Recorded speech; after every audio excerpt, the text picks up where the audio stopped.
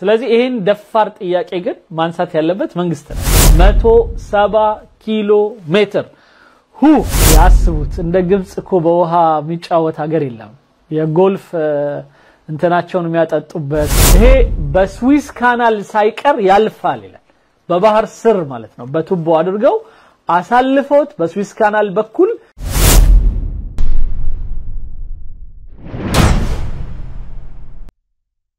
كل الوزارات والحل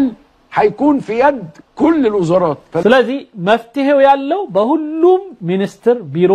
ነው በሁሉም مسألة واضحة جدا حضراتكم كان عندكم اجتماع مهم وكان في تصرف استفزازي ايضا ስለዚህ እንደ ምናየው ሰሞኑን አንድ ስብሰባ ነበረባችሁ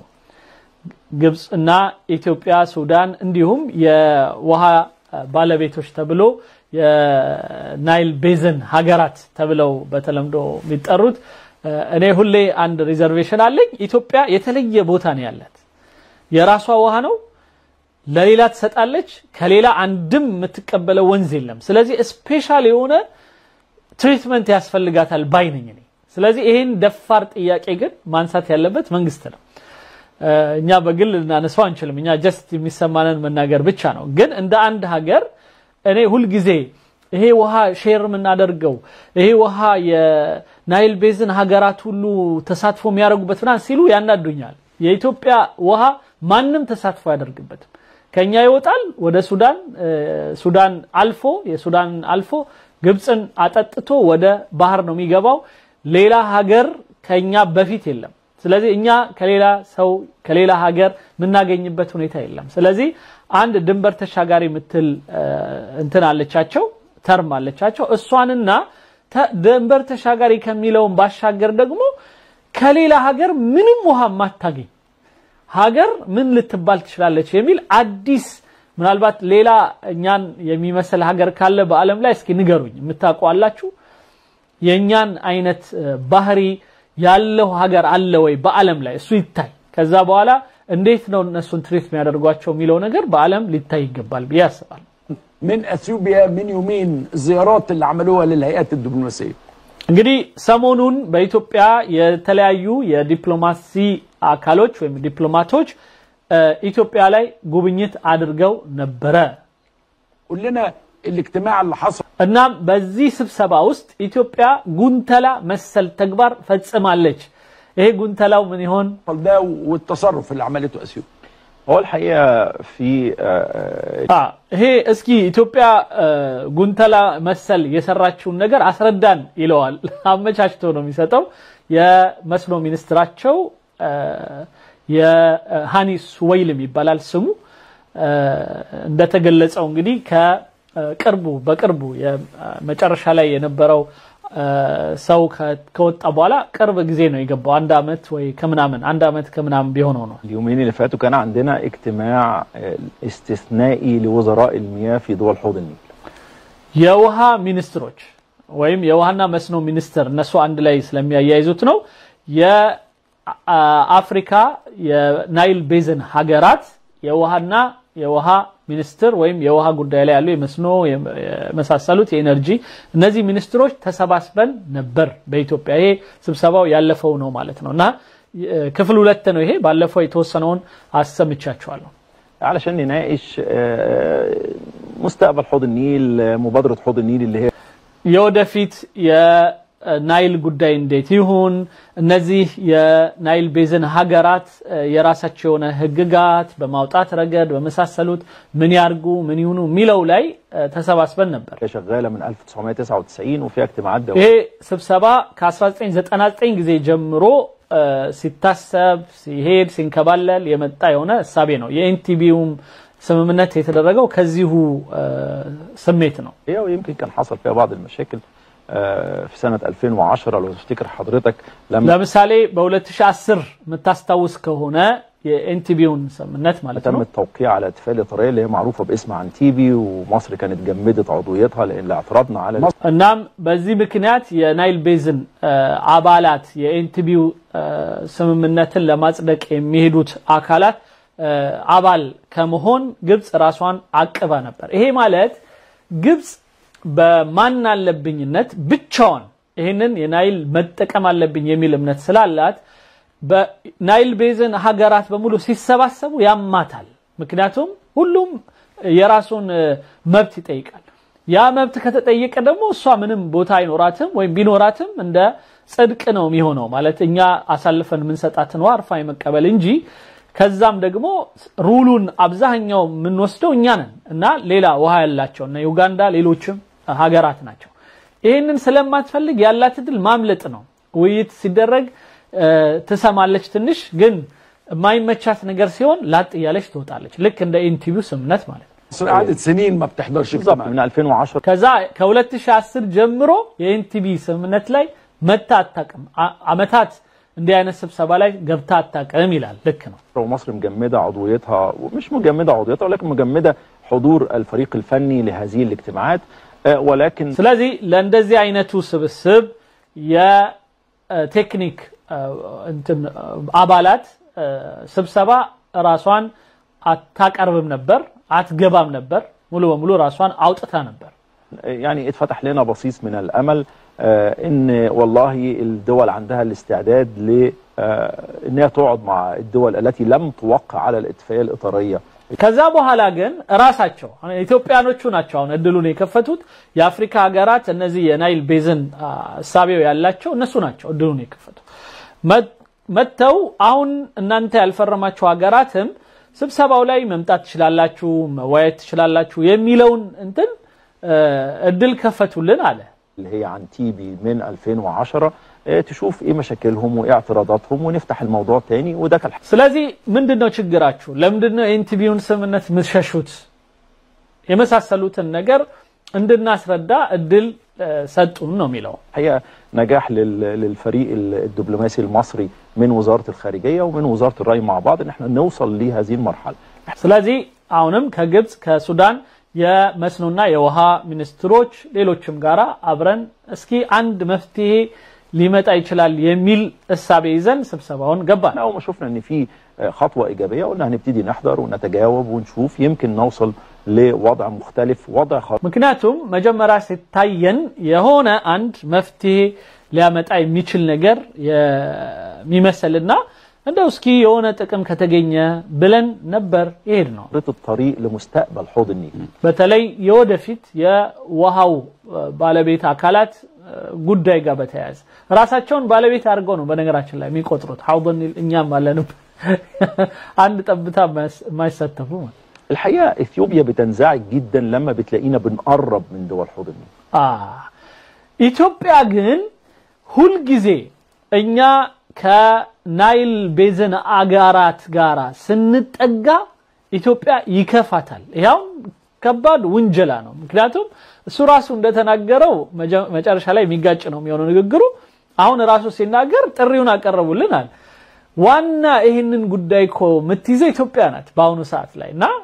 ይሄንን ነገር ኢትዮጵያ ይዛው የኢንቲቪውን ጉዳይ እሷ ናት ምትመራው እያሉ ራሳቸው ማለት ነው ራሳቸው የመሰከሩት ነው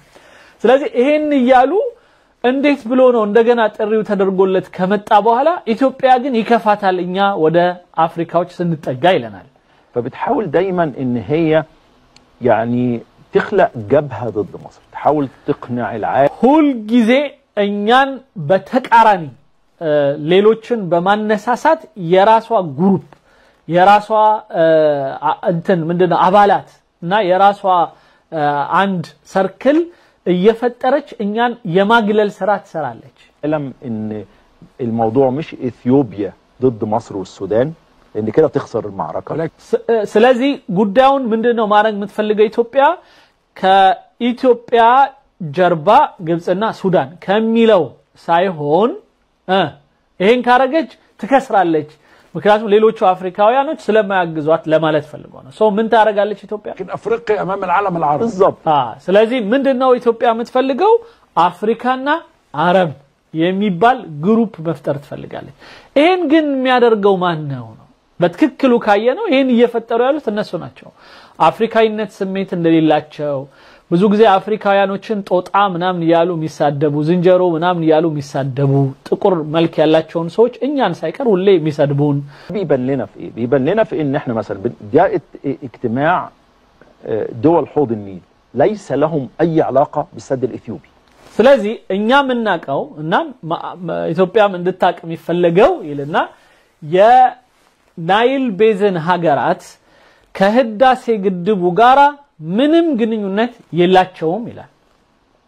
يعني هم لهمش اي علاقه ولا ده كان طالع من المبادره ولا الدول دي كانت موافقه عليه ስለዚህ ይህ ሐሳቤ የግድቡ ጉዳይ ሐሳቤ እነሱን ተማክሮ ወይም ተማክሎ የወጣ ከዚህ ከኤንቲቢው ግሩፕ የስምምነት አጀንዳ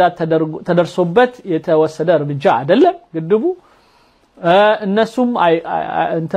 ድጋፍም መስጠትም አለ መስጠትም የሚለውም ውስጥ የሉበትም ስለዚህ እነሱ ገለልተኛ ናቸው ከህዳሴ ግድቡ ጋር በተያያዘ ይላል ولا معترض عليه يعني ما لهمش اي علاقه بالسد الاثيوبي ስለዚህ በኢትዮጵያው የህዳሴ ግድብ ጋራ ምንም ግንኙነት የላቸው ففوجئنا ان الاجنده عليها زياره للسد الاثيوبي ከዛ በድንገት ባለው መርሃ ግብር ውስጥ አጀንዳው ላይ የህዳሴ ግድብን መጎብኘት የሚል አለበት ይላል ይሄ እንግዲህ እነሱን ያስነቀላቸው አንዱ ጉዳይ وبعض الاجواء الاحتفاليه داخل المبادره فاحنا اعترضنا እና በዚሁ ደግሞ በነዚህ የናይል ቤዝን ኢኒሺዬቲቭን የወሰዱትን አካላት የህዳሴው ግድብ ላይ የደስታ ምናምን መግለጫ ምናምን አይነት ነገሮች እንዲሰጥበት የማድረግ ስራ ኢትዮጵያ ሰርታለች قلنا ان هذا السد هو موضوع يخص اثيوبيا ስለዚህ እኛ የግድብ የሚመለከተው ኢትዮጵያን ብቻ ነው ولا بد من ان هو يتم رفعه من الاجنده بتاعتنا احنا مش جايين ከኛ አጀንዳ ይውጣልን ብለን ነበር ምናስበው ምን ጠይቀው عشان نزور السد الاثيوبي ለምሳሌ ለምንድነው የኢትዮጵያን ግድብ ምን ጎበኘውኛ طبعا اي دوله كمان بعد ما بنيته واخدني اتفسح فيه بالظبط እንደገና መገንባት ሳይበቃ እያለ መገንባት ሳይበቃ ግድብ ሰርችልሃለሁ ወይ ሰርችባለሁ ብለ ጭራሽ እኔን ለማሳየት ልትወስደኝ አይቻልም ወገው ማዝን ይቀርብ يعني انت عايز اي دوله عايزه تروح اهلا وسهلا ولكن ده ማንም አገር ይሄንን ግድብ እጎበኛለሁ ብሎ ሜድ መብቱ ነው አለ ግን እንደ አጀንዳ በአፍሪካ የናይል ቤዝን ኢኒሺዬቲቭ ስብሰባ ውስጥ ግን የህዳሴ ግድቡን እንደ ጉብኝት የሚያስቀው ይሄኔሱ ጭፈራ ቤት ሄዶ ሊሆን ይችላል የባህል ቤት ምናምን ይሄዳሉ እነዚህ ይታወቃል እነዚህ አንዳንድ ጉብኝቶች ያደርጋሉ ሌላው ቀርቶ የውጭ ጉዳይ ሚኒስትሩ በዚሁ ስብሰባ ላይ የምንድነው የኢትዮጵያ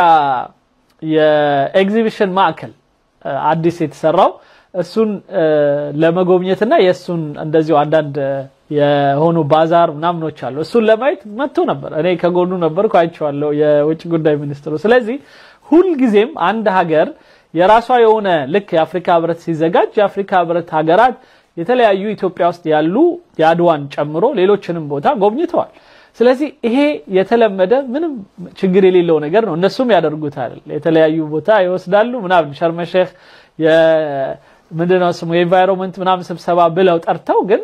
ተሰብሳቢውን የተለያየ ቦታ ይዘዋቸው ሲሄዱ ነበርና ይሄ ኖርማል ምንም ችግር የሌለው ነገር ነው ግን ህዳሴ ግድብ ኮረ ግን ነው አይቻልም موضوع خارج اطار الاجنده اتفاقيه او مبادره حوض النيل ስለዚህ ከዚህ حوض النيل ወይም የናይል ቤዝን ወይም የናይል ታንክ ቢባሉት ታንከር ቢባሉት ሀገሮች ከነሱ ስምምነት ወይም በዛ ጉዳይ ላይ ኢኒሺዬቲቭን የወሰዱት አካሎች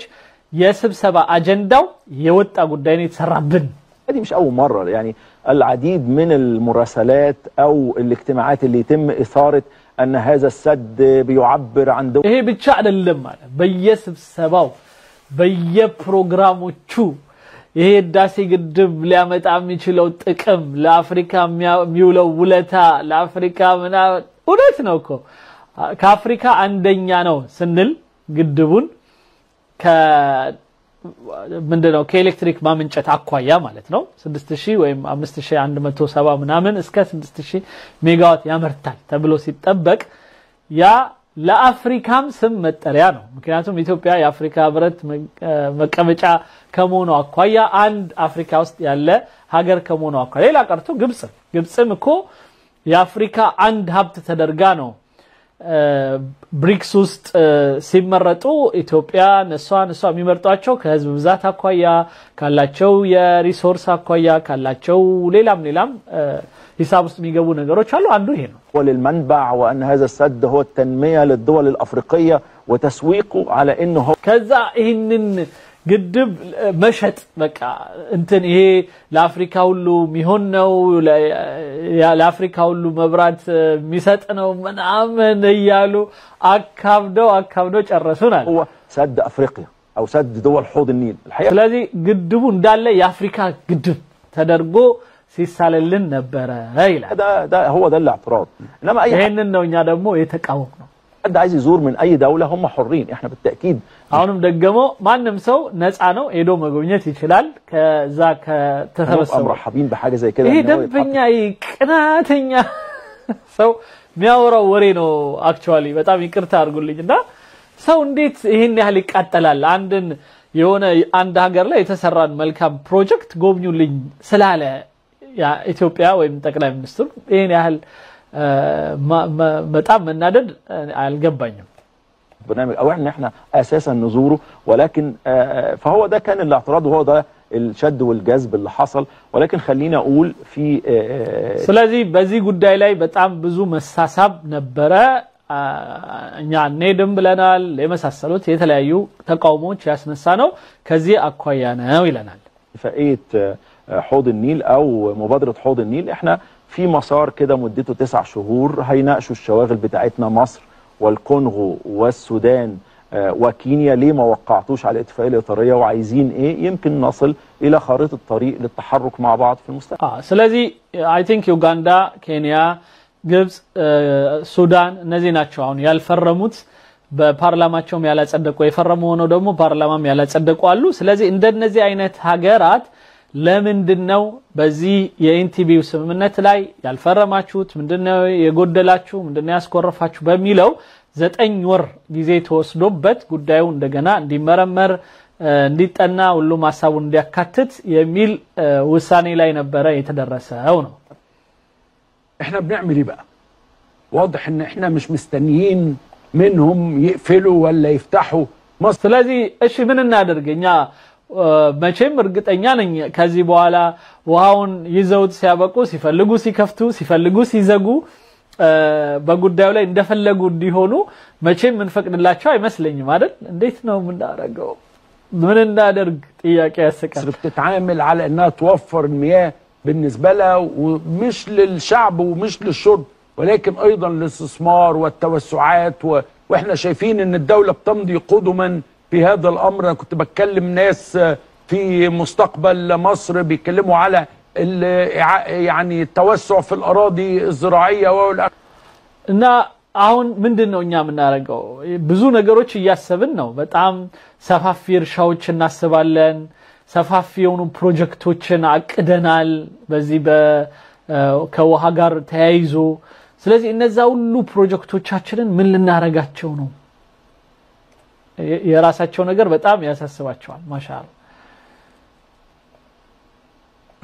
وازاي بيقدروا يوصلوا الميه وكل هذه الاشياء ከዛ ይሄንን ውሃ ታዲያ እንዴት ነው የሚያደርሱልን እንዴት ነው ምን ሆነው ከዚህ በኋላ ሰው የሚጨነቀው እዚህ ላይ ነውና እናንተ ምን ነው አሁን ያሰባችሁት ماذا تفعل مصر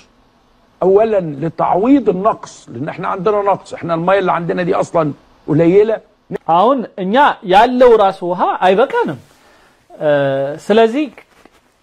ይሄ ራሱ ያለው ራሱ ስለማይበቃን ድጋሚ ማለት የተሻለ ነገር ለማግኘት ምን ያያረግን ነው ይሄንን ለመለወጥ ማለት የጎደለውንም ለመተካት ምን ያያረግን ነው نمرة 2 انها تستعد لاي طارئ من هذا الامر ሌላው የሆነ ያላሰብነው ኢመርጀንሲ ደግሞ ሊፈጠር ይችላል ከአሁን ከግድቡ ጋር ተያይዞ ስለዚህ ምንድነው ያሰብነው لا اللي بيتعمل كتير الحقيقه، اللي بيتعمل في ال 10 12 سنه اللي فاتت هو እኛ እንደ ግብጽ አለ ይሄንን በደንብ እንስማው። ግብጾች ምን ያህል ያላቸውን ውሃ ምክንያት የነሱና እኛ በጣም ይለያል። እኛ የተበታተነ ውሃ ነው የሚደርሰን። አንድ አሁን ለመጀመሪያ ጊዜ የህዳሴ ግድብ የሚባለው መጥቶ 74 ቢሊዮን ሜትር ኪዩብ ይዘን ከዛ ከኋላው በሚተኛው 250 ኪሎ ሜትር ያህል ቀጥ ያለ ነገር ልናገኝ ለመጀመሪያ ጊዜ። ስለዚህ በዚህም ዳር በተለይ ጥሩ የሆነ መሬቶች ያሉበት አካባቢ ሰዎች ሰፍረው ጥሩ ነገር ሊያገኙ ይችላሉ ሚል እምነት አለ። አንድ ارقام مهوله جدا ومشروعات ضخمه جدا بتتعمل لان እኛ በጣም ቁጥሩ በጣም የከበደ የሆነ በገንዘብም ደረጃ በስራም ስፋት ደረጃ እየሰራን ያለነው ነገር አለ ይላል። በጣም ብዙ እየሰራን ያለነው ነገር አለ። ኦኬ لو حضرتك شفت الزياده السكانيه اللي بتحدث، انا لا اتحدث عن فقط الاعداد لما يحدث، انا قلت زياده قدره الدوله على مواجهه الزياده السكانيه ይሄንን ግን የምናደርገው ላለው አሁን ለሚከሰት ብለን ለምንፈራቸው ችግሮች ብቻ አይደለም። የህዝብ ቁጥር በጣም በሰፊው እየጨመረ ነው። ይሄ ጉዳይ እኛንም ይመለከተናል። አንድ ስለዚህ ያንን የህዝብ ቁጥር ያማከለ የሆነ ነገር ሁሉ ጊዜ መሰራት ስላለበት እየሰራን ነው እኛ ይላል። اي صدمه تحصل تغيرات مناخيه او غيرها ምክንያቱም ማንኛውም የተፈጥሮ አንድ ዲዛስተር አንድ የሆነ ችግር ከተፈጠረ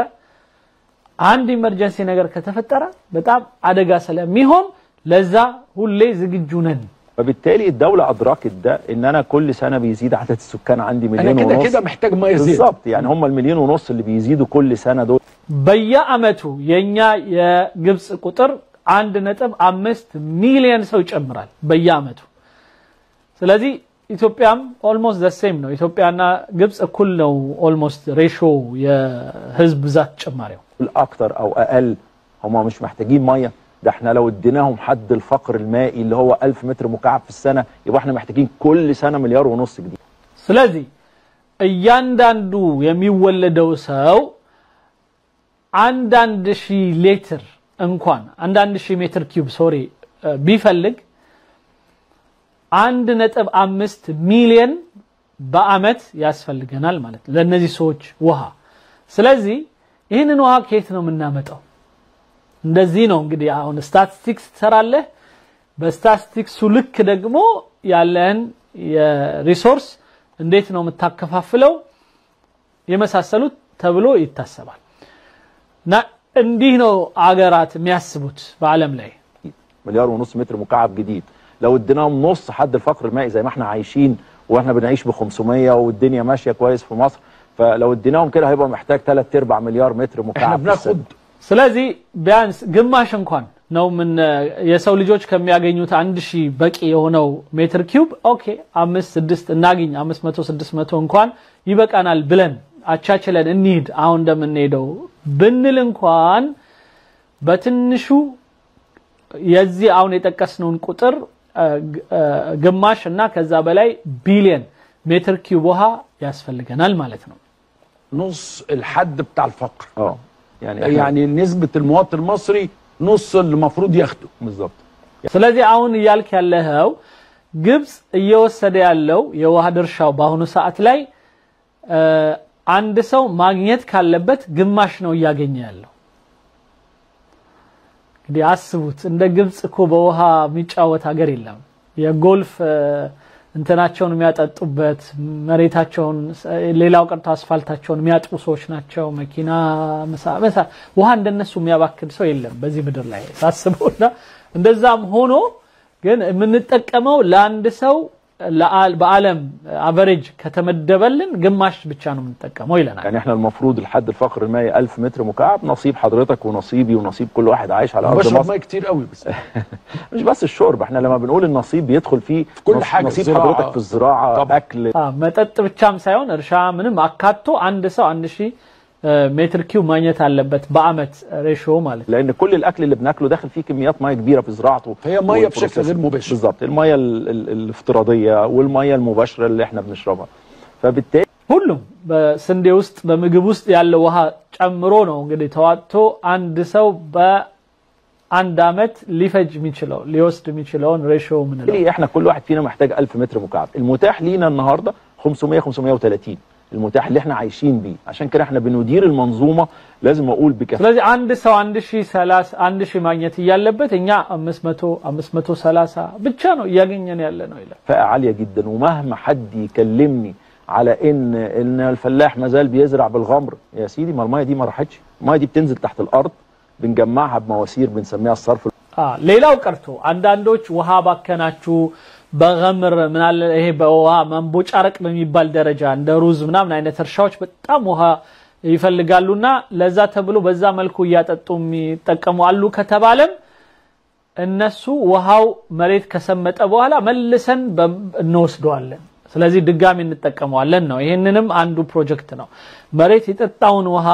ለጊዜው ዝናብ ምንም መጥቶ ወይም እንደዚህ እርሻ ላይ ተጠቅመውት የጠጣውን مሬት የጠጣውን ውሃ መሳብ ራሱ አንዱ ፕሮጀክት ነው እነሱ ጋር ማለት ነው مغطى بناخدها نجمعها وبتروح محطه بحر البقر اللي فخامه الرئيس اهتم جدا باعاده استخدام الميه عندنا 3 اكبر محطات في العالم محطه المحسمه في العالم በዓለም ላይ ካሉ ትላልቅ የሚባሉ የውሃ ማጣሪያ ሀገራት ማጣሪያ ካላቸው ሀገራት አንዱ ነን العالم 1 مليون متر مكعب محطه المحسمه